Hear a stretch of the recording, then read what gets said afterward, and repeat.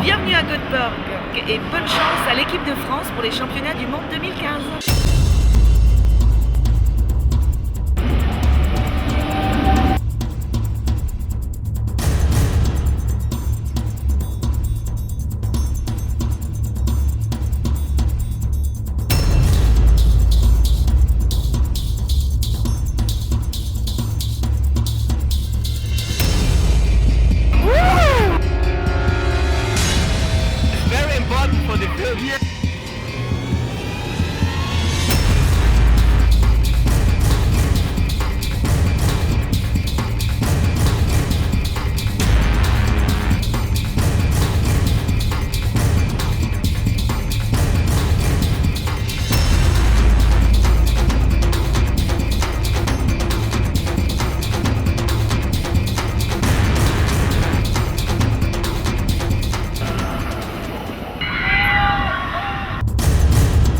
Un petit poisson au milieu des grands requins. Je suis très détendu. Je me sens comment? Je me sens forcément bien. Pourtant, l'avantage pour moi maintenant, c'est du bon stress. Alors le cup testing consiste tout simplement à une analyse du café sur 8 triangles. J'ai 8 triangles, sur chaque triangle j'ai 3 tasses, bien sûr, j'ai 2 tasses identiques et une différente. Après dégustation, bien sûr, c'est d'écarter l'intrus. Et j'ai eu 8 minutes pour le faire. Alors, le but d'une telle compétition, c'est en fait de pouvoir montrer l'habilité d'un barista à tirer le meilleur d'un café par l'une des plus simples méthodes qui est les méthodes douces en fin de compte. Donc le Coffee Boost Spirit consiste à associer le café avec de l'alcool, en fait créer un cocktail, utiliser d'autres ingrédients qu'on utilise habituellement dans le monde du bar, qui peuvent être des softs, des produits, des épices, etc. La compétition de latte art, c'est donc de créer de magnifiques formes juste en versant le lait et la mousse de lait dans l'espresso, où en fait on a 8 minutes pour réaliser 2 latte Fribourg sans retoucher la surface, donc café et la mousse de lait, et 2 latte designer, pareil, sauf qu'on a le droit de retoucher la surface dans des grandes tasses. Alors la préparation, c'est un petit peu particulier sur ce concours, c'est que j'ai pas une répétition de gestes, j'ai pas une répétition de technique. C'est bien sûr sur la dégustation, donc là il faut quand même, une maîtrise de la dégustation. La France!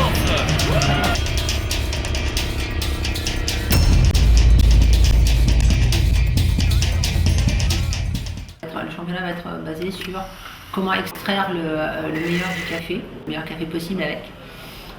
Et dans le même round, on pratique aussi avec l'open service. C'est-à-dire qu'on présente son café et là on fait une présentation complète de l'identité du café, la méthode qu'on utilise, le pourquoi du comment, enfin voilà, et tout ça en 10 minutes.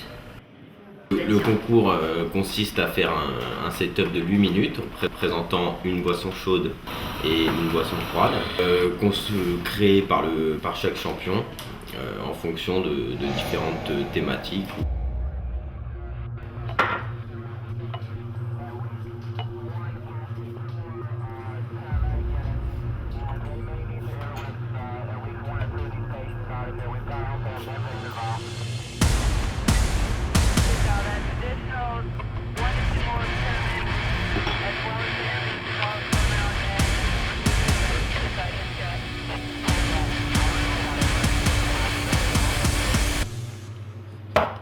Une préparation mentale, physique aussi, parce que les gens ne le savent pas, mais je me prépare aussi physiquement pour que tous mes sens soient les plus éveillés lors de la compétition.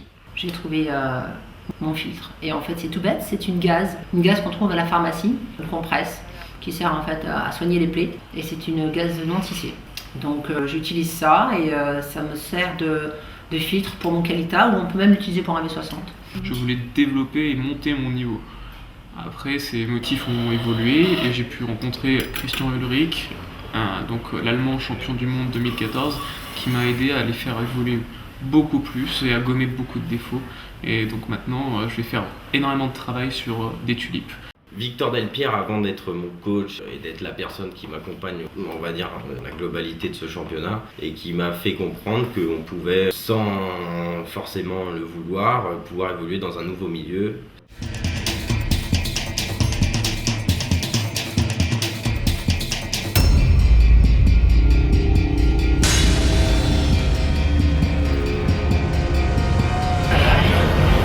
courage. Et je me suis aperçu qu'il y a beaucoup de recul, beaucoup de sérénité, même de la respiration à maîtriser pour bien gérer cet événement. Donc je pense que c'est la clé, c'est vraiment sur ces facteurs-là que j'ai travaillé.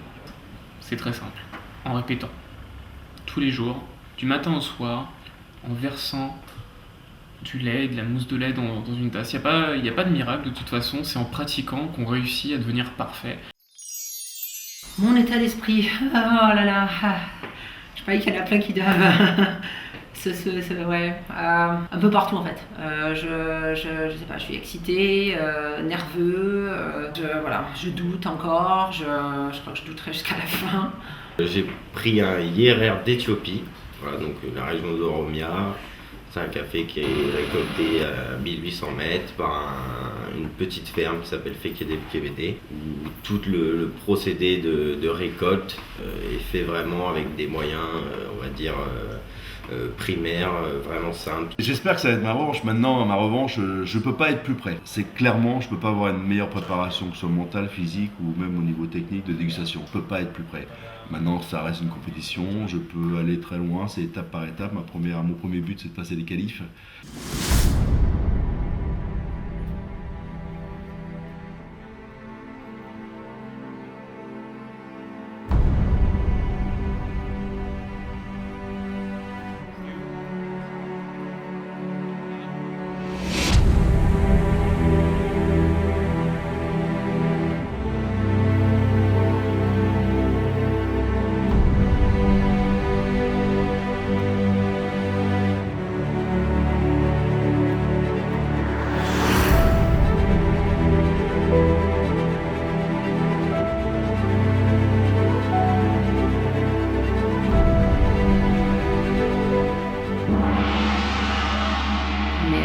Je sais aussi qu'il y a énormément de talent, énormément d'expertise autour de moi. Les gens qui sont là dans la compétition ont énormément de niveau. C'est énorme. Donc oui, bien sûr, j'ai envie d'être sur la plus haute marche du podium. Mais on verra. Je suis là surtout pour apprendre énormément des autres. Dans cette compétition, je suis très détendu et à la fois un petit peu excité de pouvoir participer en tout cas cette grande première de pouvoir participer à un championnat du monde qui est quand même quelque chose d'incroyable, en tout cas pour moi. À 20 ans, de pouvoir faire quelque chose comme ça, c'est toujours quelque chose d'assez, on va dire, émotif. Et je pense qu'il faut essayer de rester concentré et surtout soi-même par rapport à tout ce que j'ai essayé de faire pendant ces différents mois jusqu'à ce jour.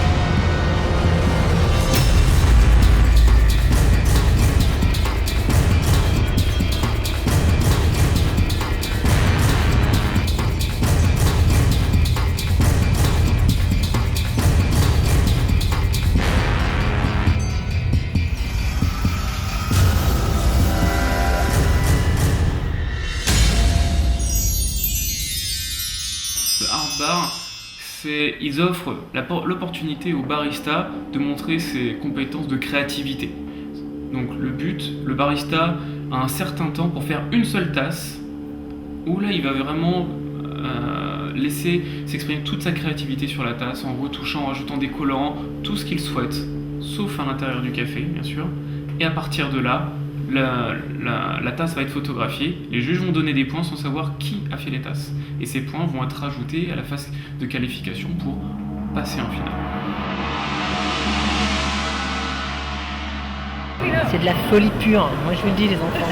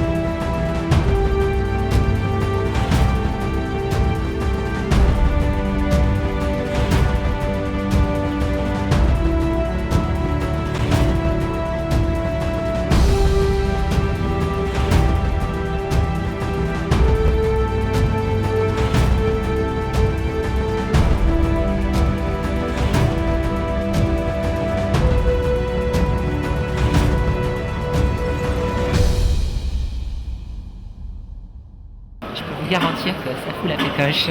Ces championnats à Göteborg, pour moi, c'est encore une satisfaction. Après les championnats de Seattle, je pense déjà qu'il faut signaler que nous avons 4 champions qui ont fait le maximum d'eux-mêmes, qui ont produit le maximum de ce qu'ils pouvaient.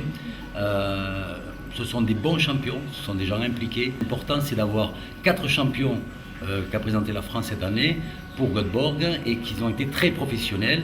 Et le niveau étant tellement élevé, nous savons, nous en France, qu'il nous reste encore à progresser en termes de qualité, de nombre de candidats, etc. La participation de la France dans ces championnats est indispensable et très bénéfique pour l'image du café en France. C'est une sorte de terrain d'apprentissage et de valorisation de la France et de ceux qui nous soutiennent grâce aux performances de nos champions qui sont aujourd'hui reconnus et très suivis. La France marque également sa présence avec la participation de ses juges internationaux. Pour nous, c'est une opportunité unique de juger les meilleurs baristas au monde. Nous sommes au cœur des nouvelles tendances et techniques mondiales du café. Nous apportons notre contribution et notre expertise, mais en retirant aussi des connaissances et expériences que nous allons partager à notre retour en France. Bien sûr, nous sommes fiers de faire partie de ce groupe d'élite des meilleurs juges au monde.